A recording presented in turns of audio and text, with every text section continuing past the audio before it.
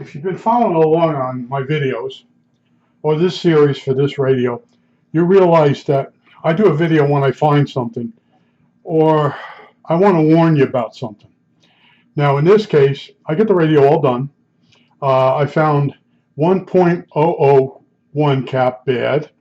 I found a three-section point one oil can cap over by the local oscillator was bad. Also over there was a resistor that was 500 ohms. It was supposed to be 5,000. Changed that. The local oscillator is working. The radio is working. And I'm saying to myself, let me operate the radio a little bit. And as I'm operating, I realized the ergonomics of this radio suck. The 3 megacycle band starts at 2 and it stops at like 3.6. Well, anyway, I normally like a radio where I can go from WWII, I CHU Canada, up to 4 megacycles for the AM phone guys. Anyway, this radio don't have that. It's a clunker. It looks very nice, but it's poorly designed as far as repair. Now, as I'm operating, I go to turn the antenna trim, and I notice it ain't working. And I'm like, oh, come on, you know what I mean? So I did some troubleshooting, and I realized that I have to do some more checking on this side. But in this box right here, let's see if we're in the frame. In this box is a 100 picofarad cap, and that's where that tuning capacitor on the front for the antenna tune goes through that up to the main coil. So whatever frequency you're on, the first tuned coil for that frequency, you can change the capacitance a little bit with the antenna trim. All right, now, so you have to take this can out. Well, notice there's a shaft. Look in the picture. Notice the arrow on this little taper pin. This is a taper pin. All right, I think this shaft here comes out through the back. Don't touch this taper pin. It's not a threaded pin, it's taper.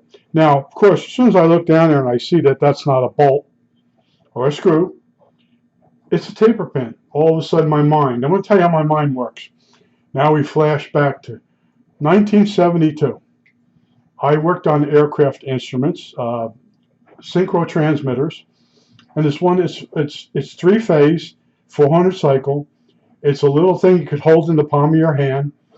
It looks like a motor, but it's not. It only turns 180 degrees back in each direction. It's got a gear on it, and the gear is got a taper pin in it. So I have to take the taper pin, the unit, over to the machine shop, and over there is a tool maker, and he looks at it and he says, I can have it for you by 3 o'clock. So I come back, and of course, my boss, I call him Gold Brick now, because he was a gold brick. He kept telling everybody how smart he was. He wasn't smart.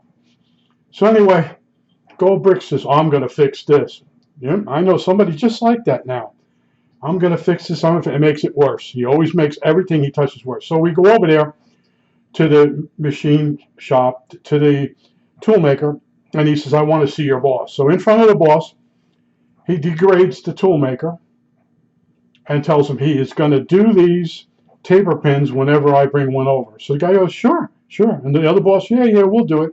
Goes over, he gets paperwork. And you have to put down how many units of work, how much time, and you got to fill this out. And then it gets approved and all that. So that's where we walk back. And on the way back, Gold Brick, yeah, he was a smoker, and he always lit the wrong side of the cigarette. He's a tool. And on the way back, he's telling me how he showed him. I showed him. And I'm like, yeah, I used to get it by 3. Now I'm going to get it in 2 days. And that's where we're at. So it has a happy ending. Here we go. I'm coming up to work, and I come up Park Avenue in West Orange, and I turn into, I think we were on Watchung Avenue, the back part of where our parking lot was. And I see this car in the middle of the road. And the guy's running around it. And I thought it was on fire. I get out, I park my car, go over to him. It's the guy, the tool maker. So I said, what's wrong? He goes, I locked my keys in the car. So I said, all right. So I lift the hood up. In those days, you could open the hood of a car. Open the hood. And I said, I pull the wire off the coil, and the radio, and the motor shuts down. Now he's really happy at this point. I said, now I got to disconnect the battery because the points could be on, and we don't want to ruin a bunch of stuff. So anyway, I disconnect the battery. I said, leave the hood up, and I jump in my car and I drive to work. I get a coat hanger. I drive back. I make a unit, a big hook out of it, out of the coat hanger. I put it down between the window, and I pull up on the lever, and I get the I think it was the little knob that used to go up and down. I think I grabbed that. Well, anyway, I put the battery back on. I put the coil on. The car starts. He goes into work. So the next time I bring a synchro over there with the gear on it, he says, "Don't worry." He says, "You don't have to do the paperwork anymore." And he says, "Let me show you something." So he showed me how to take a taper pin out using a punch, and you hit the small end. And he says, "Look at the pin. Look at both sides. One side is a little smaller diameter." He says, "You hit the smaller side." And he showed me a punch, and he gave me stuff. And I went back to work. And from then on, I would knock the pin out. So as I'm working on this steeping pile of shit, I see that, and that brought back the story. And I figured you might want to hear that story, but maybe not. But anyway, so for today, I'm going back over all the parts, the trimmer and another cap and the RF amp, that circuit, because something could be messing up that working. But to take and open this thing up, you're talking 2 days just to be able to measure the 100 picofarad cap that's in there. It might be leaky, but the antenna trim does not work on this radio. So I have to eliminate everything, and then do I want to take this radio apart to get in this box? Oh, and there's 4 screws. There's 4 screws on the outside, but you can't get the 2 bottom ones. And I have an offset 90 degree, but it won't go in there. I can get down in there, and it just won't work. Yeah, this radio was made to be assembled, and that was it. It wasn't really made to be repaired. There's certain things you can do to it. Change the tubes, and maybe the caps are on the surface, or maybe a dial got broken or a knob fell off. But as far as really going deep down into the modules, these 4 modules here, no. You're gonna really have to take the radio apart. Now, if you work on these every day, you know how to take it apart. You also have spare parts. I don't have spare parts, but I don't really need the antenna trim to work on this radio, because this radio is not one of my favorites. It's the bottom. It has hit the very bottom of my collection. How it looks good, the radio, but looks can be very deceiving. It's cute looking. Power supply has to be on the outside. You would really have to do a lot of work with standoffs and stuff in order to put the power supply inside the radio. But the radio has no real worth. It gets shortwave stations that there's 1 or 2 United States ones, a few more in Spanish. You got some religious ones. I'm not going to listen to that. But I bought this radio because it's that same circuit that I like, which is an RCA patent, and I wanted to stay busy. But I didn't realize the radio was going to be the hardest that I've ever worked on. But that's because I keep buying stuff that is World War II, and the wire in it used to be rubber coated with asbestos cloth over it. That stuff is stiff. So when you're trying to work with that, cut it, re-strip it, it's really a pain in the ass. This thing it's not fun to work on. And the whole thing, I told you, no matter how I order parts, it goes wrong every single time. And that's impossible. That's absolutely impossible that when I order parts, they take so long to get here. So I needed the 1 microfarad caps. I ordered them, instead of ordering from California, I found a place in Massachusetts. Now, Massachusetts is on the East Coast. It's a few states up from Pennsylvania. And the guy takes this merry old ass time to ship it. And then the post office puts it pending for over a week. Now it's on my way. I don't need the caps because I've already put 2.5s in parallel in order to get by. The whole thing, this has not been any fun at all.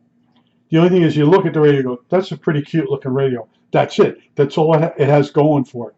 And I want to warn you that. That's what my video is about. I'm not going to say to you, these radios are really rare. I have one. You know, that's what the other guy does.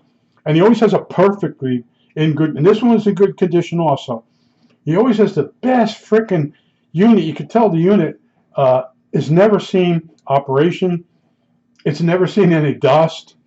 And, you know, I bought it. Now, this one's in really good shape because I really looked at the pictures. And I've gotten better, but you still won't beat the guy that's going to sell it to you. Like I said, he played the make an offer thing with me. And then he took his sweet ass time shipping. He took my money, but then he wasn't shipping. So I emailed him. I forget what nasty thing I said to him. I said something nasty to him. Oh, yeah, I'm really sorry. I'm going to get to it. And he shipped it to me.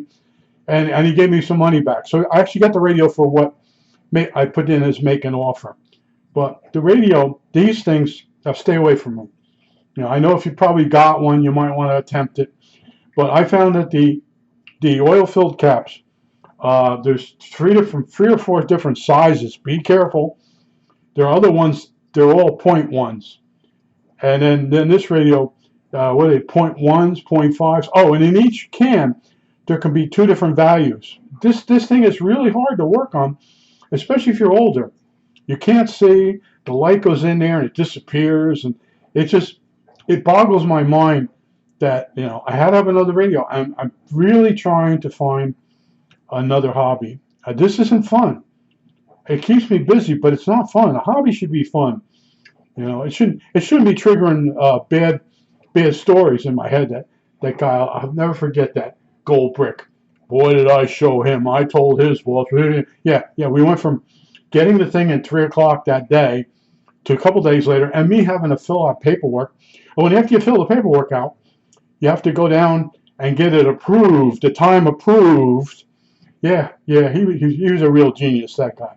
Gold brick. All he did was talk all day long about how when he was in this one company, how he ran the show. The company was still in business. They got rid of him. And everybody's like, well, he got it in a layoff. No, he kept telling this story, and then I realized what people do with projection. They laid off several areas in order to let him go. And then when they called people back, they only called back the people they wanted. They got rid of the losers. He got canned, and we got him. And we used to do it this way. We used to do it. And I'm like sitting there, and he was going to teach me gyros. That's all he kept lying to me. He'd blow smoke up your ass all the time. You know, someday we're going to sit down. I'm going to teach you gyros. And then the day where he didn't realize the motor I had a bunch of motors I rebuilt. He's turning them with his hand. He says, "There's something in these motors," and I'm like, "No." And he took one apart. He went to see the engineer, and then he didn't say anything more about it. I just found the carcass on my bench after he and the engineer took a few of them apart, and there was nothing in them. There was the poles. These guys never saw like a 12-pole, 16-pole DC motor before. Like turning a stepping motor. It wasn't a stepping motor. It was just a very smooth motor used in a control system, and it was amazing. But he would not. I know his lead tech used to make this noise, like when he's getting nervous, like that. And I had that in the run here. I'm trying to tell Goldbrick on the other side that that's normal for the motor. So of course they shot out to lunch, but they shot over to the engineer, and then he took a few more of them apart, and then he decided that was normal. Thanks a lot. I know his name. I remember them all, man. There were guys that got hired from this company that was supposed to be so great, and they really didn't know their job. The real people that knew their job were the girls on the bench. And I worked with them in Florida, each day with a different girl to find her techniques. And then this other guy's supposed to be working with me. He's upstairs sitting with the boss all day long.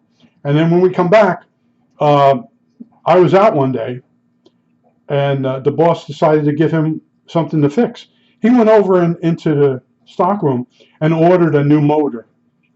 And then the bumper carts went through the building because it was a synchro, and they weren't making them anymore. And he put an order in for them, and it started bumping everybody back to engineering, and then finally they traced it all the way back.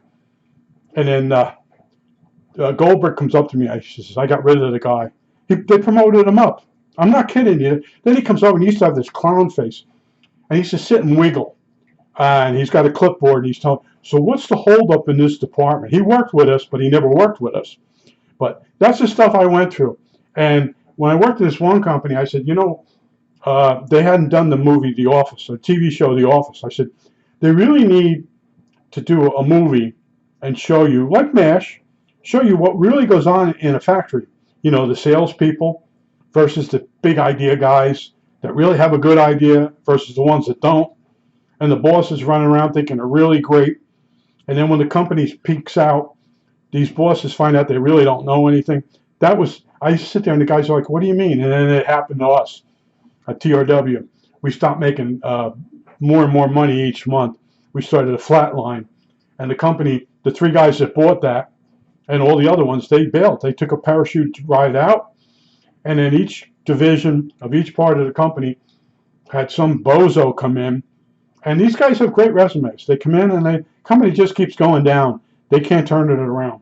But I just want to tell you, that little frickin' taper pin set my brain off. I was like, you son of a... How to remember Goldbrick again. I try to forget that guy. I think that's it. All right, that's it.